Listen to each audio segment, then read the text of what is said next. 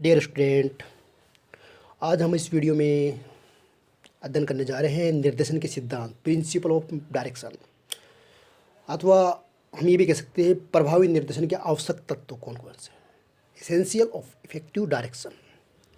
सबसे पहले है उद्देश्यों में सामंजस्य का सिद्धांत, principle of harmony of objectives. प्रत्येक व्यक्ति उपक्रम में किसी न किसी व्यक्तिगत उद्देश्य की पूर्ति हेतु प्रयत्नशील रहता है, लेकिन इसके अपोजिट में लक्ष्य, उपक्रम का जो लक्ष्य है अधिकतम लाभ कमाना होता है। एक कुशल निर्देशक को यानी डायरेक्टर को इन दोनों में सामंजस्य, कोऑर्डिनेशन या हार्मनी बिठाने का प्रयास करना चाहिए। इसलिए एक विद्वान है फ्योल, वो कहते हैं कि व्यक्तिगत उद्देश्यों के ऊपर उपक्रम के उद्देश्यों को प्राथमिकता यानी प्रायोरिटी दी जानी चाहिए। ठीक है, व्यक्तिगत उद्देश्यों को बाद में रखना चाहिए, पहले उपक्रम के उद्देश्यों को प्राथमिकता दी जानी चाहिए। प्रायोरिटी किसको देना चाहिए? उपक्रम के उद्देश्यों को, और फिर बाद में व्यक्तिगत उद्देश्यों को। तो इस प्रकार उद्देश्यों में सामंजस्य का सिद्धांत, principle of harmony of objective सिद्धांत का निष्कर्ष ये है कि व्यक्तिगत उद्देश्यों को के ऊपर उपक्रम के उद्देश्यों को प्राथमिकता दी जानी चाहिए। नेक्स्ट है अधिकतम व्यक्तिगत योगदान का सिद्धांत, principle of maximum individual contribution. संगठन एक सामूहिक प्रयास है, इसलिए इसके लक्ष्यों की पूर्ति प्रत्येक अधिकारियों का अधीनस्थ कर्मचारियों के अधिकतम प्रयास या परिश्रम यानी मेहनत, रुचि, इंटरेस्ट एवं निष्ठा से ही संभव है। इसलिए प्रबंधक को यानी मैनेजर को निर्देश की एक ऐसी तकनीक या विधि, मेथड, जो टेक्निक्स है को अपनानी चाहिए ताकि प्रत्येक अधीनस्थ जो सबऑर्डिनेट्स है, अधीनस्थ कर्मचारी सामूहिक रूप से लक्ष्य की पूर्ति हेतु अधिकतम योगदान करने हेतु अपना जो संस्था के प्रति अपना जो बेस्ट काम करने या योगदान करने हेतु तत्पर हो यानी तैयार हो। फिर नेक्स्ट है आदेश की एकता का सिद्धांत, principle of unity of command. बहुत ही इंपॉर्टेंट सिद्धांत है, इसके बारे में हमने पिछले वीडियो में भी अध्ययन किया था। तो आदेश की एकता का सिद्धांत ये बताता है कि अधीनस्थ कर्मचारियों को एक समय में एक ही अधिकारी से आदेश मिलना चाहिए। अगर ऐसा नहीं होता है तो वो कन्फ्यूजन हो जाएगा। तो यहाँ पे एक सामान्य नियम है कि एक अधीनस्थ एक ही समय पर एक से अधिक अधिकारियों के आदेश का पालन कुशलतापूर्वक नहीं कर सकता। यदि इस सिद्धांत का उल्लंघन किया गया यानी इस सिद्धांत का वोलेट किया गया है तो आदेश में क्या होगा? दोहराव, परस्पर टकराव होगा, मतभेद होगा, आदेशों का उल्लंघन होगा, संस्था के कार्य में बिखराव हो जाएगा और कर्मचारी की निष्ठा भी खंडित हो सकती है, जिससे वातावरण अनुकूल नहीं रहेगा, संस्था का वातावरण अनुकूल नहीं रहेगा। तो ये भी एक आदेश की एकता का सिद्धांत बहुत इंपॉर्टेंट है, इसका भी ध्यान रखना जाना चाहिए। नेक्स्ट है प्रत्यक्ष पर्यवेक्षण का सिद्धांत, प्रिंसिपल ऑफ डायरेक्ट सुपरविजन। ये सिद्धांत कहता है कि प्रबंधकों को अपने कर्मचारी के कार्य का निरीक्षण एवं नियंत्रण स्वयं, जो कंट्रोल है वो स्वयं एवं कार्य के समय में ही करना चाहिए। इसके अलावा प्रबंधकों को सहयोगी एवं प्रत्यक्ष पर्यवेक्षण शैली को अपनाना चाहिए, कोऑपरेशन करना चाहिए कर्मचारियों को, या उनकी हेल्प का जो एटीट्यूड है वो अपनाना चाहिए। प्रबंधक को अधीनस्थ की कठिनाइयों को आसानी से समझना चाहिए और उनका उचित समाधान यानी हल, सॉल्यूशन भी किया जाना चाहिए। अगर इसे किया जाता है तो क्या होगा? कर्मचारियों के मनोबल में जो मोरल है तथा विश्वास, उनका विश्वास संस्था के प्रति जो ट्रस्ट है वो भी बढ़ेगा।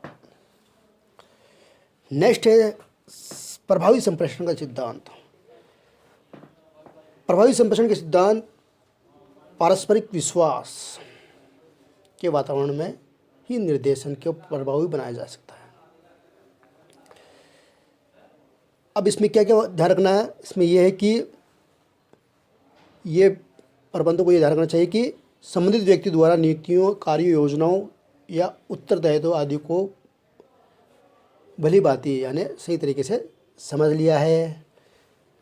इसके अलावा उच्चगामी संप्रेषण उतना ही महत्वपूर्ण जितना कि अधोगामी। अब यहाँ पे संप्रेषण की जो प्रकार है, उच्चगामी या अधोगामी संप्रेषण के प्रकार है, इनको कम्युनिकेशन के हम इनका विस्तारपूर्वक अध्ययन करेंगे नेक्स्ट वीडियो में। तो हमें यहाँ पे ये ध्यान रखना है कि संप्रेषण के जितने भी प्रकार है वो भी कर्मचारियों को उसको अवगत करा देना चाहिए। इसके अलावा ये भी ध्यान रखना चाहिए संप्रेषण स्पष्ट, समझने योग्य एवं आकर्षित एवं त्वरित हो। ठीक है, संप्रेषण कैसा होना चाहिए? स्पष्ट, समझने योग्य या पूर्ण होना चाहिए। तो ये बात है जो बहुत इंपॉर्टेंट है, यहाँ पे प्रभावी संप्रेषण का सिद्धांत के अंतर्गत आती है। नेक्स्ट है प्रभावी नेतृत्व का सिद्धांत, प्रिंसिपल ऑफ इफेक्टिव लीडरशिप। निर्देशन का उद्देश्य अधीनस्थ कर्मचारियों से कार्य लेना है, लेकिन ये तभी संभव हो जब अधिकारी में जो लीडरशिप के जो गुण हैं, क्वालिटी है, वो मौजूद हो। प्रभावी नेतृत्व के लिए एक अधिकारी को अपने अधीनस्थ के कार्यों एवं व्यक्तिगत संबंध में मार्गदर्शन यानी गाइड करना है तथा परामर्श देना, एडवाइस देता रहना चाहिए, जिससे कि क्या होगा, परिणाम स्वरूप अपने अधीनस्थों का विश्वास प्राप्त कर इच्छानुसार कार्य ले सकेंगे। यहाँ पे इम्पोर्टेंट बात ये है कि कर्मचारियों विश्वास दिलाना चाहिए। अधीनस्थ का विश्वास प्राप्त करने अगर किया जाता है तो इच्छा अनुसार कार्य ले सकेगा। कौन? उच्च अधिकारी। अगर विश्वास नहीं है, अधीनस्थों का विश्वास नहीं है प्राप्त कर पा रहा है अधिकारी, उच्च अधिकारी, तो यहाँ पे कठिनाई का सामना करना पड़ेगा। तो यहाँ पे प्रभावी नेतृत्व का सिद्धांत, प्रिंसिपल ऑफ इफेक्टिव लीडरशिप भी इम्पोर्टेंट है। फिर नेक्स्ट है अच्छे मानवीय संबंधों का सिद्धांत, principle of good human relation. अच्छे मानवीय संबंध निर्देशन कार्य को सुविधाजनक बनाते हैं। इस सिद्धांत के अनुसार एक अधिकारी को अपने समान स्तर के अधिकारियों या कर्मचारियों के साथ मानवीय व्यवहार करना चाहिए। इससे क्या होगा, अगर वह मानवीय व्यवहार करेगा तो संस्था इसमें सहयोग मिलेगा, सद्विश्वास बढ़ेगा, मित्रतापूर्वक व्यवहार के वातावरण में प्रबंधक अधीनस्थ में सरलता से मार्गदर्शन ले सकेगा। इसके अलावा जो संस्था का जो वातावरण है, इन्वायरमेंट है, वो भी अनुकूल होगा, जिससे संस्था के लक्ष्यों को आसानी से प्राप्त करने में सहयोग होगा। फिर नेक्स्ट है निरंतर जागरूकता का सिद्धांत, प्रिंसिपल ऑफ कंटिन्यू अवेयरनेस। निर्देशन के सिद्धांत के अनुसार प्रबंधकों को नीति निर्धारित करके एक आदेश देकर ही अपने कर्तव्यों को इतिश्री नहीं कर लेना चाहिए, इतिश्री नहीं समझ लेना चाहिए, अपितु उन्हें सदैव जागरूक रहकर देखते रहना चाहिए कि कर्मचारी नीतियों के अनुसार कार्य कर रहे हैं या नहीं।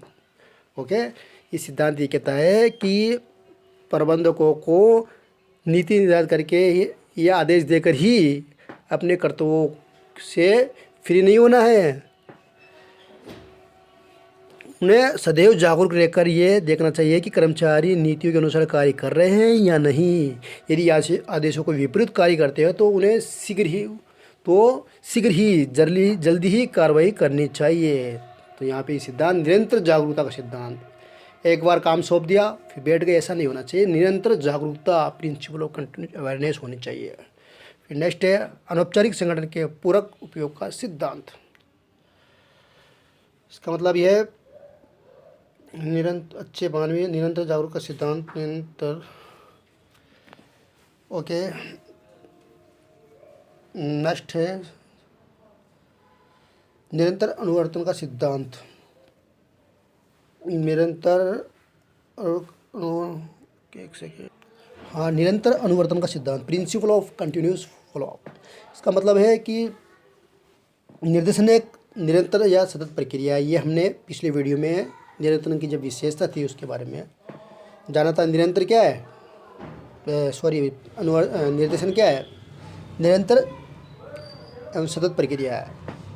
ये सिद्धांत इस बात पर बल देता है कि प्रभावी निर्देशन के लिए इफेक्टिव डायरेक्शन के लिए दिए गए आदेश व निर्देशों को, यानी ऑर्डर्स इंस्ट्रक्शन को क्रियान्वित करने का निरंतर अनुवर्तन यानी फॉलोअप किया जाना चाहिए। इनकी त्रुटियों या दोषों को दूर करते हुए जो कमियां हैं उनको जो दोष है उनको दूर करके हैं उसमें सतत सुधार भी किया जाना चाहिए। इसके अतिरिक्त प्रबंधकों को अपने अधीनस्थ की क्रियाओं के प्रति निरंतर जागरूक भी रहना चाहिए। तो यहाँ पे इस सिद्धांत में जो इम्पोर्टेंट बात ये है कि जो भी कमी रह गई है उनको या त्रुटियां है या दोष है उनको दूर और इसमें सतत प्रयास किया जाना चाहिए।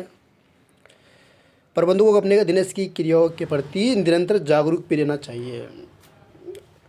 ठीक है, अवेयरनेस होना बहुत ही ज़रूरी है।